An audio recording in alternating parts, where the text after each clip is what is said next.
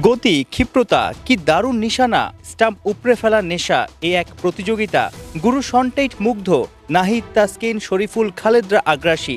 এই ফুটেজ চোখে পড়লে নেদারল্যান্ডস ব্যাটারদের রাতের আরামের ঘুম হারাম হয়ে যাওয়ারই কথা। দেশের সবচেয়ে দামি ক্রিকেটার, স্মুথ রান আপ, সিলেটের প্র্যাকটিসে ছন্দময় Taskin, deadly delivery. Dhaka express হয়তো বোঝাতে চাইলেন লাইন লেন্থ আর সুইং ছিল পারফেক্ট, যে কোনো ব্যাটারেরই নাভিশ্বাস উঠে যাবে এমন বল সামলাতে। তাসকিন টপ পারফর্মার, শরীফুলও ফিরেছেন ফর্মে। নাহিদরা নাকি ছোট ফরম্যাটে বড় তারকা হতে পারবেন। ওস্তাদ শনটেইট তার গতি দিয়েই একসময় 22 গজে রাজ করেছেন, জনপ্রিয় হয়েছেন।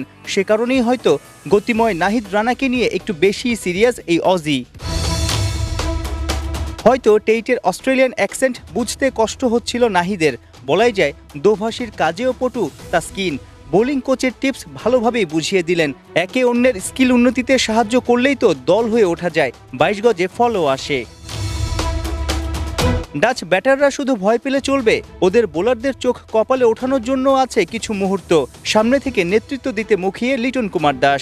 ওয়ান ডাউন ব্যাটার, পেস কি স্পিনের বিপক্ষে দ্রুত রান তোলার বড় দায়িত্ব তার।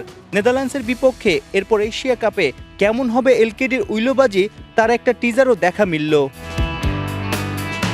গেল কয়েক ম্যাচে 3-এ লিটন, 4-এ খেলেন হৃদয়।